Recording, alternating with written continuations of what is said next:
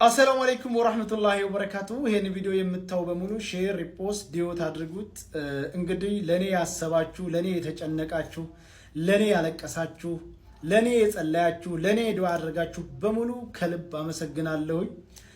እንግዲህ ሁላችሁም እንደምታውቁት የኢሚሬት መንግስት ወደ አቡዳቢ ጀዋዛት ቢሮ ጠርቶኝ በ5 ቀን ውስጥ አገራቸው ለቅቄ እንደወጣ ማስጠንቀቂያ ሰጥተው የነበረ።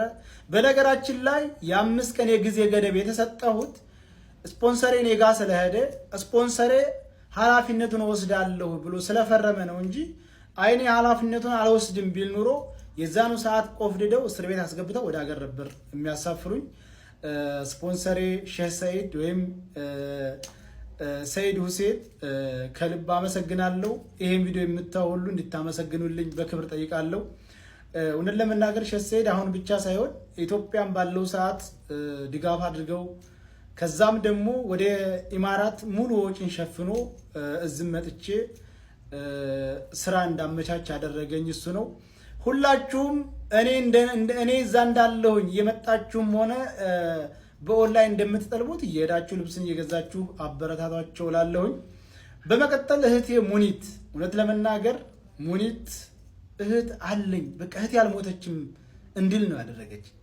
ከሁሉም በሆነ ታይም ስልኬ ዝግ ሆኖ ሳገኛት የልቧን ትርታ የሰውነቷን መንቀጥቀጥ ሳይ እውነትም የኔ እህት ትዝ አለችኝ እና ሙኒት አመሰግናለሁ። ይሄ ብቻ አይደለም፣ ቢሮ አይደን ተቀምጠን ትኬት ስናፈላልግ ልጅቷ ደውላ ቢዝነስ ክላስ ነው 10,000 ድርሃም አሉ ሲሏት ቁረጭው አለቻት።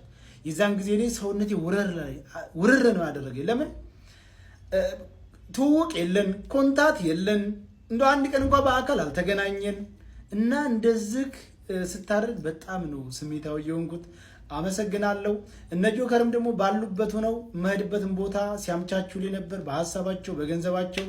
እነ ማሜ ባለከይዘራ ወንድሜ ከአንዱ ቦታ አንዱ ቦታ ይዞኝ እየዞረ በሐሳቡም በገንዘቡም እነ ሚካማራው እነ መኩፋኖ ስፍር ቁጥር በስም ጠርቼ የማልዘልቃቸው እህት ወንድሞቼ ከጎኔ ቁመው ለኔ ሲያስቡ ሲጨነቁ ነበር። በጣም አድርጌ አመሰግናለሁኝ።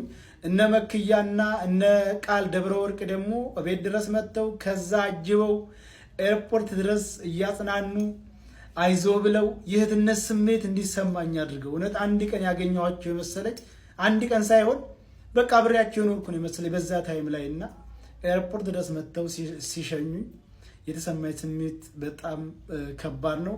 ከዛ ደግሞ መጥቼ የሄድኩበት ሀገር አቀባበል ያደረጉልኝ ወንድሞቼ እና አባት ሀገር አማራ አበባ ጉንጉን ይዘው ተቀብለውኛል። ያ ደግሞ በጣም ከበድ ያለ ነው።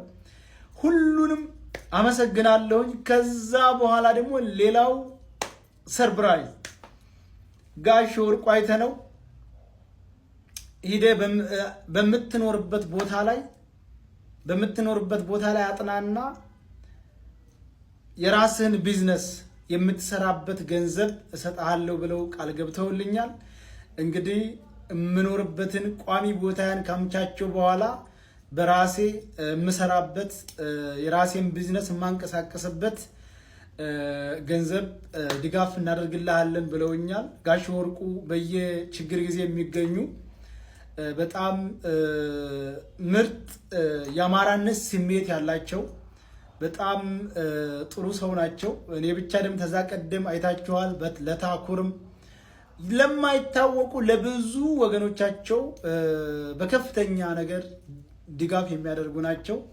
እኔንም አጽናንተው አብሽር ብለው በተረጋጋህበት ሀገር ላይ እንትን አድርገህ የሚበቃህን ያክል እንትን አድርገህ ቢዝነስ የምትከፍትበት ገንዘብ ከኔ አለ ብለውኛል። በጣም አድርጌ አመሰግናለሁ። በእኔ ጉዳይ የተሳተፋችሁ በሙሉ ፈጣሪ ጨምሮ ጨማምሮ ከክፉ ነገር ይጠብቃችሁ። እንግዲህ አንድ ክፉ አይመጣም ከኋላው ኸይር የያዘ ቢሆን እንጂ የሚለው ቃላት የኔን ችግር ይገልጣል። ሁለተኛ አንዳንድ ቪዲዮዎች አይቻለሁ። እዛ ሄዶ የፖለቲካ ጥገኝነት ሊጠይቅ ምናምን። እኔ ፖለቲከኛ አይደለሁም። የትኛውም ሀገር ሄጄ የፖለቲከኛ ጥገኝነት አልጠይቅም። እኔ ኢትዮጵያዊ ነኝ። በኢትዮጵያዊነቴ የምኮራ አማራ ነኝ። ስለዚህ እኔ ሰርቼ የምኖር ነኝ። ስለዚህ የትኛውም ሀገር ሄጄ የፖለቲካ ጥገኝነት የምጠይቅ አይደለሁም። ፓስፖርቴ ኢትዮጵያዊ ነው። እኔ ኢትዮጵያዊ ነኝ። እኔ ፖለቲከኛም አይደለሁ። ከየትኛው ፖለቲካ አካል ጋር ግንኙነት የለኝም። እንደ አንድ ኢትዮጵያዊ እንደ አንድ ሰብአዊ እንደሚሰማው ልጅ ለእህታችን ፍትህ ጠይቄያለሁኝ።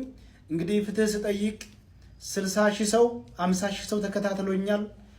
ስሜታዊ ሆነንም አንዳንድ ቃሎችን ተጠቅመናል። ከዛ ውጪ እኔ የትኛውን ሀገር ሄጄ የፖለቲካ ጥገኝነት የምጠይቅ አይደለሁም። ከፈለግኩ ነገ ኢትዮጵያ ሄዳለሁ።